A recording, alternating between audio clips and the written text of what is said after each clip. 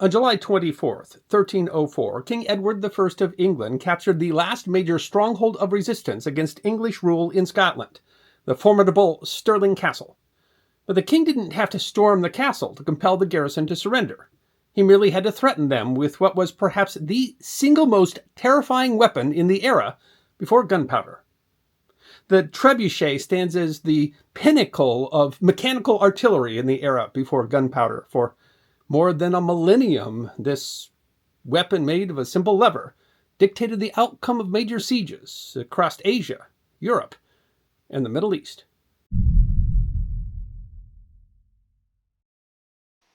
The secret of the trebuchet, a word derived from the Old French verb trebucher, meaning to topple or to overthrow, is in its physics. Unlike Greco-Roman engines such as the onager or ballista, which stored torsion energy in twisted skeins of sinew or rope and tension energy in a bow, the trebuchet utilizes gravity and the mechanical advantage of a Class 1 lever. Used since prehistory, the mathematical principle of the lever was perhaps first described by the Greek mathematician Archimedes in the 3rd century BC. The lever is a simple machine where the fulcrum or pivot point is positioned directly between the effort or force applied and the load. This configuration multiplies force, allowing you to lift heavy objects with less effort and reverses the direction of movement. This can be quite useful for lifting heavy objects, but it can also, of course, be used to throw them. The magic of the trebuchet is in the lever. The trebuchet consists of a rigid wooden beam mounted on a high axle pivot, the fulcrum. The pivot divides the beam into two arms of unequal length, a short arm on which the force will be applied, and a long arm, which holds a sling containing the payload. The mechanical ratio between the long arm length and the short arm length typically ranges from 4:1 to 6:1. When the short arm drops quickly over a short vertical distance, the long arm sweeps through a massive arc, accelerating the tip rapidly. Because both sides of the rigid arm rotate around the same central axle, they share the exact same angular velocity and angular acceleration.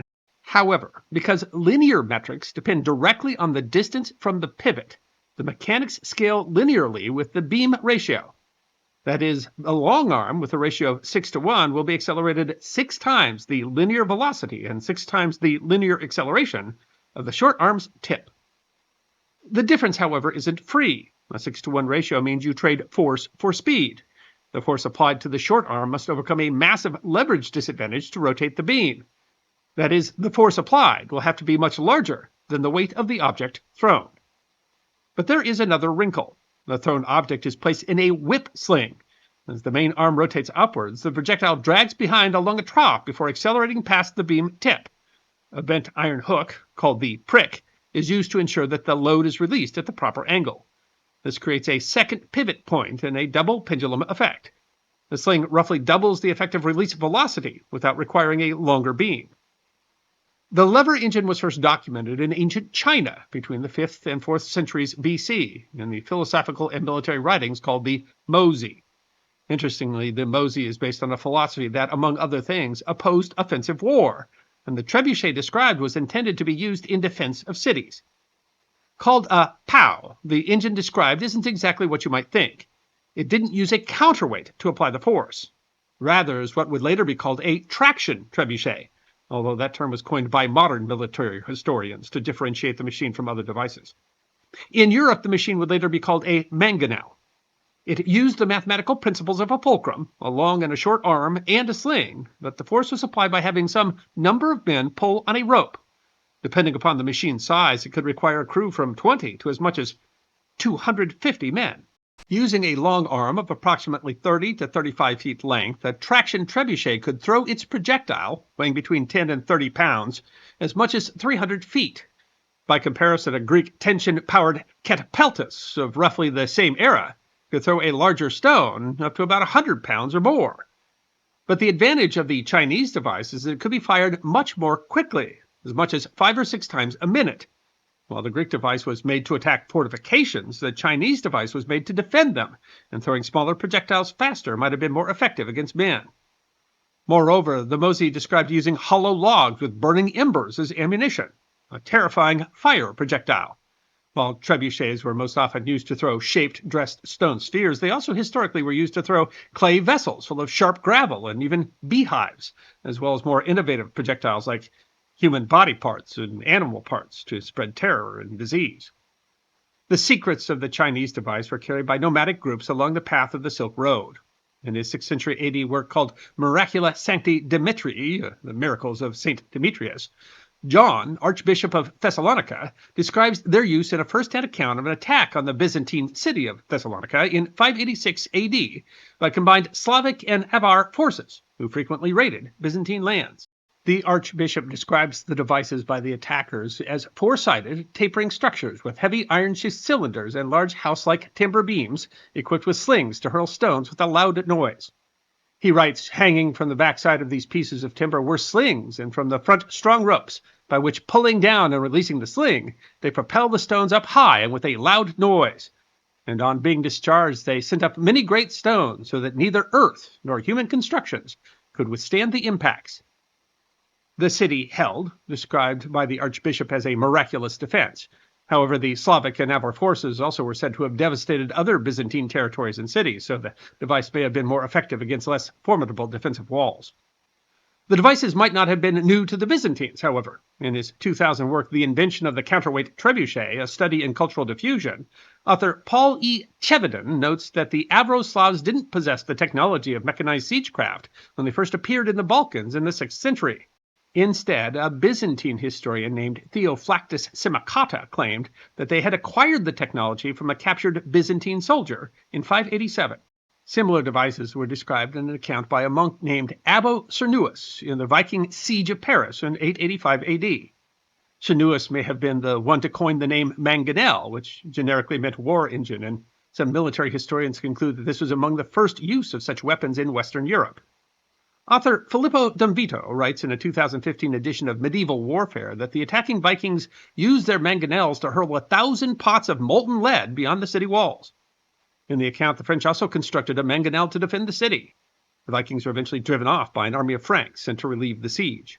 Traction trebuchets were used extensively by both sides in crusades in the Holy Land between roughly 1000 and 1300 AD, but trebuchet technology would improve. Ruddy Cano explains in a 2013 edition of Military.com, the counterweight trebuchet was invented in the Mediterranean region in the late 12th century and was adopted in Northern Europe and deep into Islamic-controlled areas. To this day, historians cannot reach a consensus on whether it was invented in Europe or the Middle East. Chevedden theorizes, however, that the development of the counterweight trebuchet likely began in the 11th century, which witnessed increased military activity in the eastern Mediterranean as the Byzantine Empire, Western European Crusaders, and the Sultanate of the Great Seljuks all contended for power. A Byzantine account of the 1165 siege of Zegminian describes the use of what appears to have been a gravity trebuchet. Gravity trebuchets were used in the Holy Land, and the term trebuchet first appears in the anonymously written Chronicle of 1234, described as one of the best primary sources regarding the Crusades, in reference to the siege of Tyre during the 1124 Venetian Crusade. The traction trebuchet could be both constructed and fired relatively quickly, but it did require taking a significant number of troops off the battlefield to operate it. Moreover, people pulling ropes could only create so much force.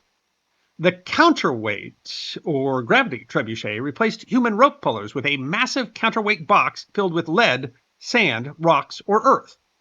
The counterweight was often hinged, allowing the box to fall straight down vertically, maximizing the transfer of gravitational potential energy. The weight would have to be lifted using a winch system, giving these weapons a much slower rate of fire.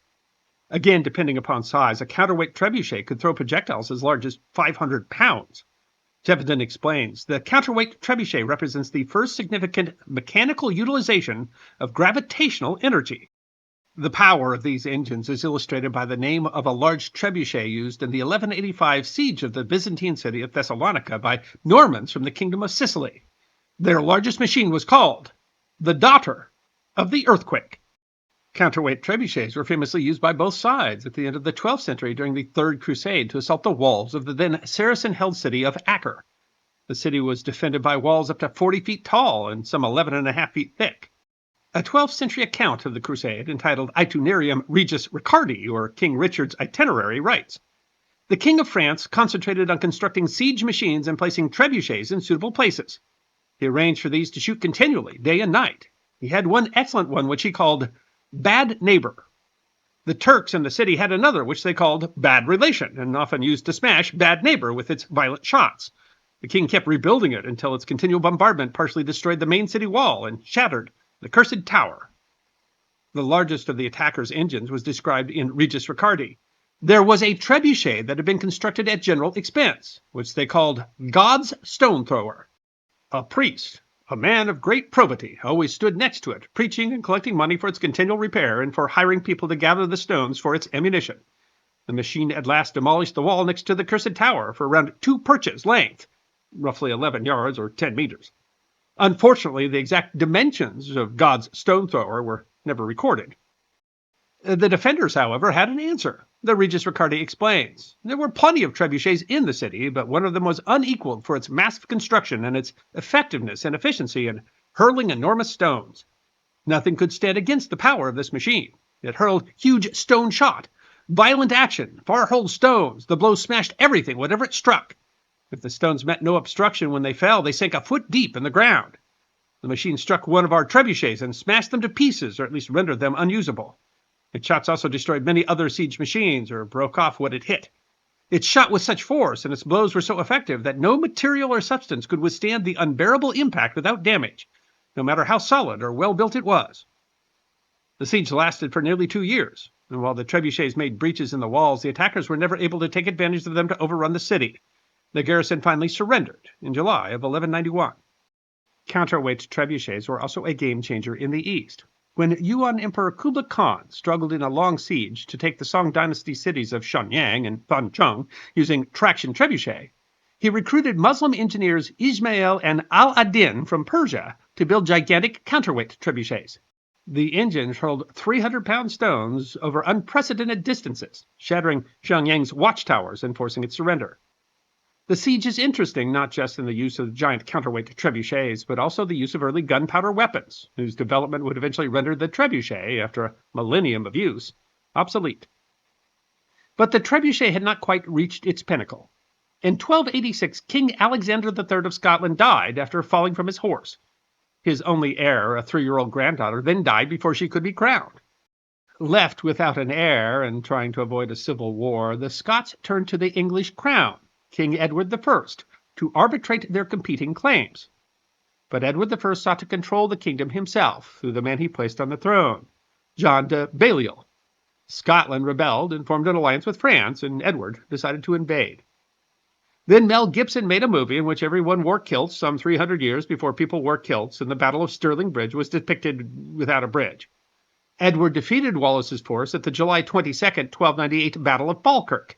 And while there were no more pitched battles, resistance continued. In May of 1303, Edward I undertook a campaign, bringing an army of some 7,000 infantry and 1,000 cavalry to reconquer the kingdom, earning the sobriquet, the Hammer of the Scots. Stirling Castle, which had been the center of Alexander's administration, was one of the most formidable in the kingdom, sitting atop an intrusive crag and surrounded by cliffs on 3 sides. The Scots had abandoned the castle after Falkirk, but the castle was recaptured in a siege by Scottish rebel forces in 1299. But by 1304, the resistance had largely collapsed, and many Scottish nobles, weary of war, had submitted. In a symbol of the campaign, Robert the Bruce, who had been one of the knights that helped retake the castle in 1299, had submitted to Edward's authority and now brought siege engines to support Edward's siege. The castle, with a garrison the contemporary chronicles number at just 120 men, under the leadership of a knight named William Oliphant, faced the wrath of the Hammer of the Scots. The tiny garrison put up a surprisingly spirited defense. At one point, Edward himself was struck by an arrow that lodged in his armor. Edward's trebuchets used lead ammunition, created by stripping lead roofs from nearby homes. Still, the defenders refused to surrender. Finally, Edward called for the construction of a new war machine. The details of the machine he called Warwolf are only thinly described. A chronicler noted that it took 5 master carpenters and 45 other laborers 3 months to construct the trebuchet. Other medieval sources mention that when the trebuchet was disassembled, its pieces had to be carried away in 30 wagons.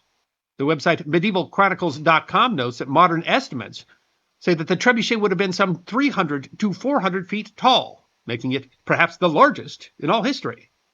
Royal records show the cost of paying the workers reached an astronomical £40 sterling. Edward had the giant machine constructed in plain sight so the garrison could see what they faced. The Warwolf was completed by mid-July 1304, but before it could be deployed, the garrison surrendered. There are various explanations for what finally caused the garrison to surrender, but the chronicler Walter of Guisborough suggests that it was the mere sight of Warwolf that convinced them of the futility of the cause. But then the strangest twist. Edward refused to allow the surrender, or by another account accepted surrender, but then forced some of the men of the garrison to return to the castle, until he could demonstrate Warwolf. Sir Walter de Bedouin, a contemporary observer, wrote, "As for news, Stirling Castle was absolutely surrendered to the king without conditions this Monday, St. Margaret's Day. But the king wills it that none of his people enter the castle till it is struck with his Warwolf, and that those within the castle defend themselves from said Warwolf as best they can." It is unclear how often Warwolf fired, possibly only once, destroying a gatehouse. Edward's victory wouldn't last. In 1306, Robert the Bruce led another rebellion and eventually defeated Edward's son, Edward II, at the 1314 Battle of Bannockburn, which would eventually lead again to Scottish independence. There is no record that Warwolf was ever fired again. It was, the end of an age. Even Edward had used gunpowder at the 1304 siege of Stirling Castle. Warwolf can be said to have been the last gasp of a fated era. 1,000 years when the lever and fulcrum ruled the battlefield. Trebuchets had won and lost wars, given rise to and defeated kings, changed the map of the world, changed the tactics of war. They had helped to give rise to the centralized state and even improved our understanding of mechanics for future technologies such as clockworks, only to be relegated to mere history. The once masters of the battlefield, now only used to chuck pumpkins. I hope you enjoyed watching this episode of The History Guy, and if you did, please feel free to like and subscribe and share The History Guy with your friends. And if you also believe that history deserves to be remembered, then you can support The History Guy as a member on YouTube, a supporter on our community at Locals, or as a patron on Patreon. You can also check out our great merchandise shop or book a special message from The History Guy on Cameo.